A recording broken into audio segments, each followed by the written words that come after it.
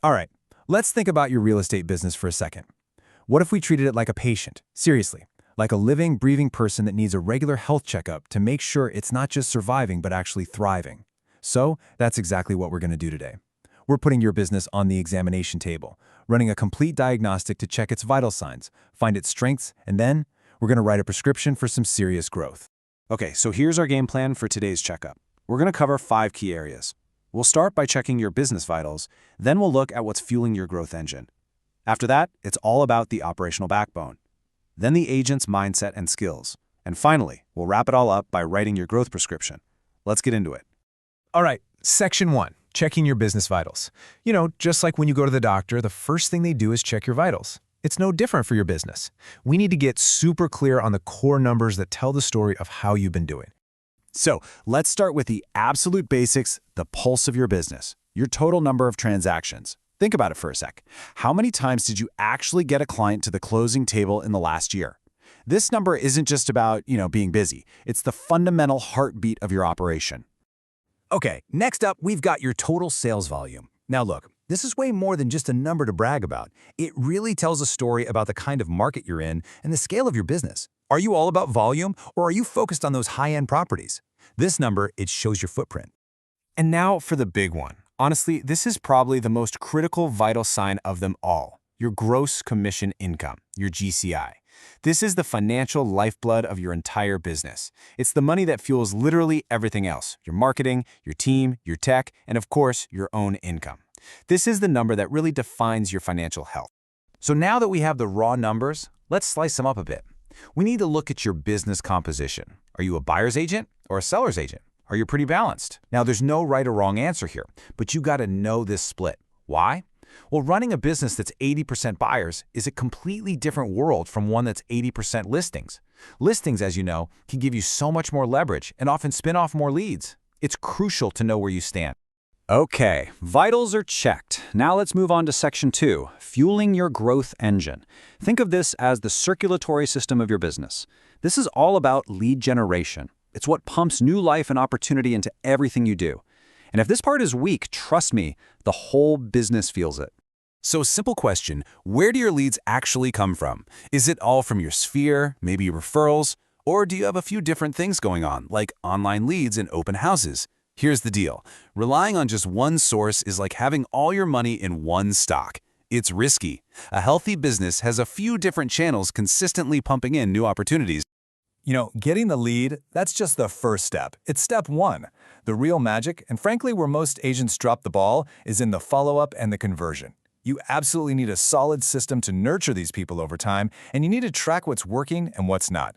Remember that old saying, the fortune is in the follow-up? It's a classic for a reason. And that brings us to this, a really critical question. Do you track your lead conversion metrics? I mean, really track them? You can spend a ton of money on leads, but if you don't know your numbers, you're just flying blind. You're guessing. Do you know how many leads it takes to get one appointment? Or how many appointments to get to a closing? If you don't, you're playing a guessing game with your money and your time. All right, let's move on. Section 3, the operational backbone. We've talked about money and leads, but now we got to check the structural integrity of your business. This is your skeleton, the systems, the tools, the support that holds everything together and lets you grow without falling apart. Okay, I want you to try a little exercise, a time audit. Just grab a piece of paper and make 2 columns. In the first column, write down everything you do in a typical week. And in the second, be brutally honest. What on that list could someone else do? The whole point of this is to free you up for the stuff that actually makes you money. Lead gen and appointments. Everything else, it's basically a cost. At the very heart of this operational backbone is your CRM. And please, don't think of it as just some fancy address book. It's the central nervous system of your business. It's the brain that remembers every little detail, every conversation, every birthday, every kid's name, so you don't have to. This is what powers your relationship. So, let's be real for a second. How consistently do you actually use your CRM? Is it a daily habit, something you do without even thinking, or is it something you only remember when a deal falls apart? Because here's the bottom line, and I really want you to hear this. The consistency of your CRM use is directly tied to the predictability of your income. It's that simple. Moving right along to Section 4, the agent's mindset and skills. Look, your systems and leads, that's the car. But the most important part of any race is the driver, and that's you. Your skills, your confidence, your mindset. That's the engine. And it doesn't matter how great the car is if the driver isn't at their best. Ugh, I dread making my follow-up calls. Does that sound at all familiar? We all have parts of the job we just don't want to do. Call reluctance, feeling like an imposter. These aren't just bad feelings, you guys. They're signposts. They're pointing you towards something. Honestly, the thing you fear the most is almost always your biggest opportunity for growth. But hey, it's not all about the struggles. On the flip side, we have to talk about where you feel confident. Where do you shine?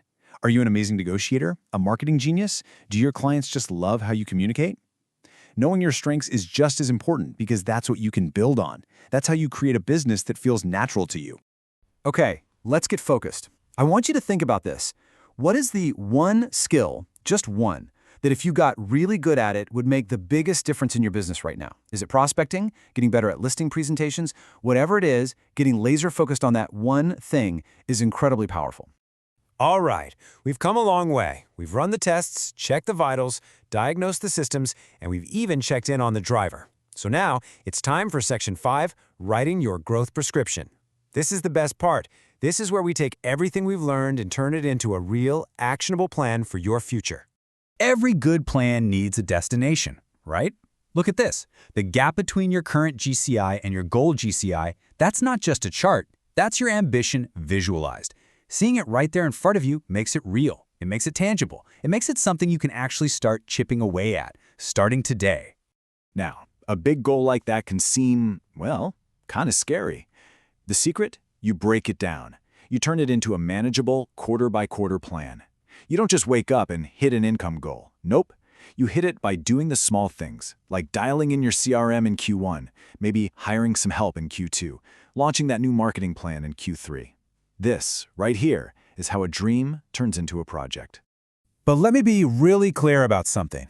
The best plan in the world is completely useless if you're not committed. This is the moment of truth. A doctor can write the prescription, but you're the one who has to decide to actually take the medicine. So, on a scale from 1 to 10, how committed are you? Really? And to wrap up our little health checkup today, I want to leave you with this final and maybe most important question. What should you know about yourself to succeed? Because look, all the scripts, all the systems, all the strategies in the world, they won't work if they don't fit you. True success, the kind that lasts, doesn't come from trying to be someone you're not. It comes from building a business that's a perfect reflection of your own unique strengths. In the end, the real key to your business's health is you.